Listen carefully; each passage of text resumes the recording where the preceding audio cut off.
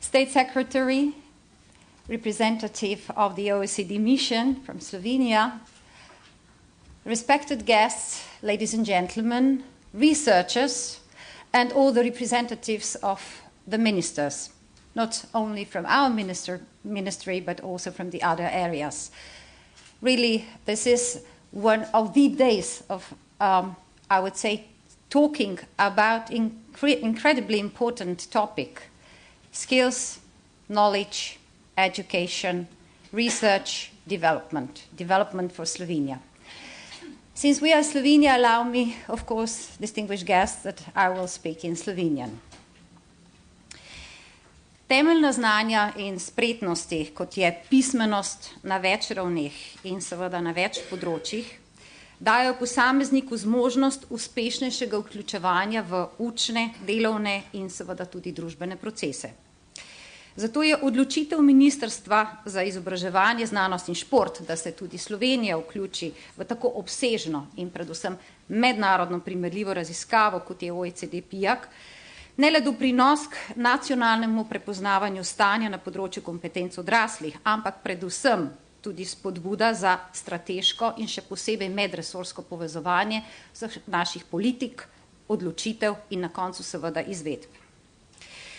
Ker je izobraževanje izjemno tesno povezano z načrtovanjem politike dela, gospodarskega in družbenega razvoja, je seveda to vrstna raziskava tudi zelo dobra podlaga za oblikovanje vseh vrst nacionalnih usmeritev, lahko rečemo tudi strategije razvoja.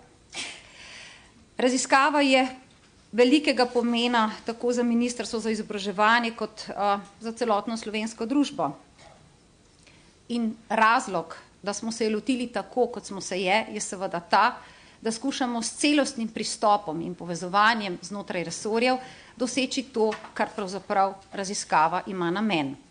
Uporabiti razumevanje vseh kompetenc oziroma veščin in na drugi strani seveda vseh zmožnosti in sposobnosti, ki jih imamo v Sloveniji, na način, da le te doživijo svojo uporabno noto tako v družbenem življenju, kot seveda predvsem življenju posameznika, njegove vključenosti v delo in družbo. V ta namen je bil na ravni vlade sprejet tudi dokument v podporo izvajanju raziskave in sodelovanja v načrtovanju nadaljnjih strategij na ravni različnih politik. V marcu 2014 so to raziskavo podprla vsa ministrstva. V lanskem letu je bila tudi imenovana nacionalna koordinacija PIAAC, mislim, da je to bilo prvič, da smo na tej raziskovalni, analitični, hkrati povezovalni ravni stopili skupaj na način, da se strokovnjaki, raziskovalci, predstavniki ministrstev soočamo seveda s skupnimi izzivi.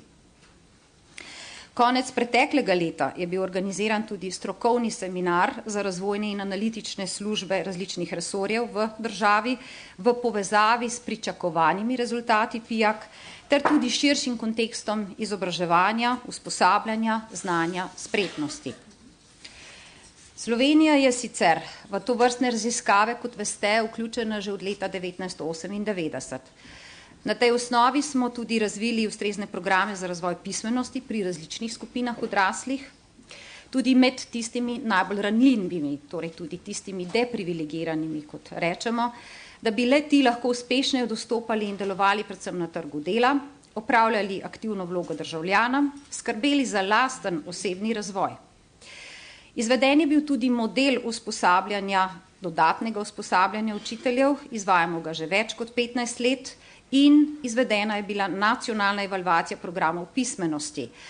Ta kaže, da so zaradi sprememb v okolju in družbi seveda pomembne in potrebne dopolnitve na področjih predvsem specifičnih vsebin in ravni splošne pismenosti in splošnih temeljnih spretnosti. V tem duhu nam bo raziskava PIAAC seveda dala podlage za nadaljnji razmislek in razvoj. Primerljivost nekaterih rezultatov in analiz v pismenosti odraslih iz leta 1998 in rezultatov PIAAC v prihodnjem letu bo v tem smislu povezala stroko in, kot že povedano, morala povezati tudi politike. Zakaj? Preprosto zato, da bomo lahko učinkovito in seveda na temeljih analitične ravni stopali naprej v izboljševanje ne samo temeljnih kompetenc, ampak seveda tudi razvoja celotnega izobraževalnega sistema. Temeljna in zahtevnejša bralna pismenost, matematična pismenost ter sposobnost reševanja problemov v tehnološko zahtevnih okoljih smo v obdobju digitalne ere in tudi digitalne agende, v katero vstopa Slovenija, je seveda zelo pomembna predvsem za namen razvoja kompetenc posameznika.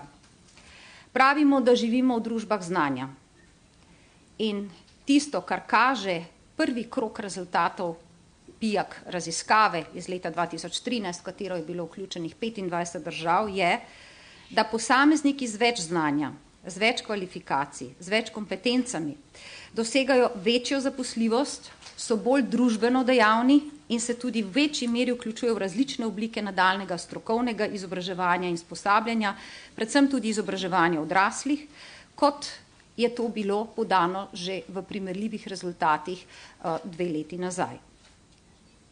Ob tem je seveda za nas ključno vprašanje, kako povezati rezultate PIAAC z rezultati PISA in seveda kako vnaprej na osnovi teh povezljivih dejavnikov sestaviti metodološki okvir tako, da bomo, kot že napovedano, zmogli tudi medresorsko zastaviti politike, strategije in ukrepe za nadaljnji razvoj ne le kompetenc, ampak seveda takšnega izobraževanja, ki bo dalo odziv na trgu dela. Dejstvo je, da kakovost izobraževanja, ki jo pridobi posameznik, daje osnovo za njegovo umeščanje v delu in družbi. Tukaj je seveda naš izziv odzivnost. Odzivnost na spremembe v okolju, odzivnost na spremembe na trgu dela in seveda povezljivost izobraževalnega sistema in s tem seveda tudi v osnovi tvorjenja splošnih kompetenc v povezavi z razvojem gospodarstva in negospodarstva. Mislim, da je to eno od ključnih izhodišč, ki smo se jih zastavili tudi v začetku naših prioritet, kako povezati tudi medresorsko ustrezne aktivnosti.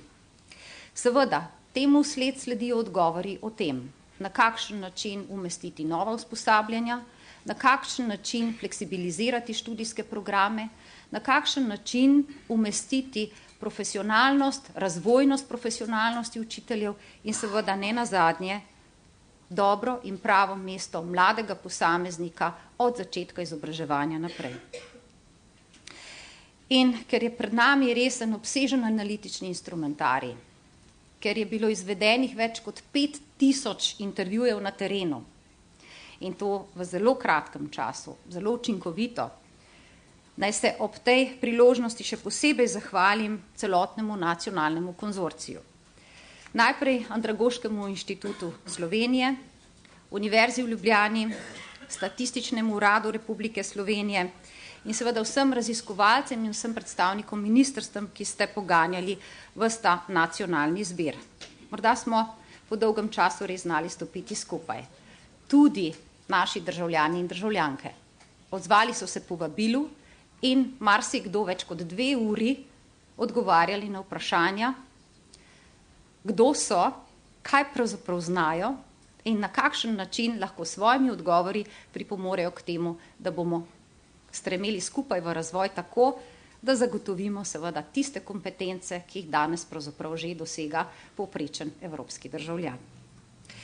In naj zaključim z besedami, kot to že nekaj časa in nekajkrat povedano, znanje je vrednota in je temelj razvoja danes in v prihodnje.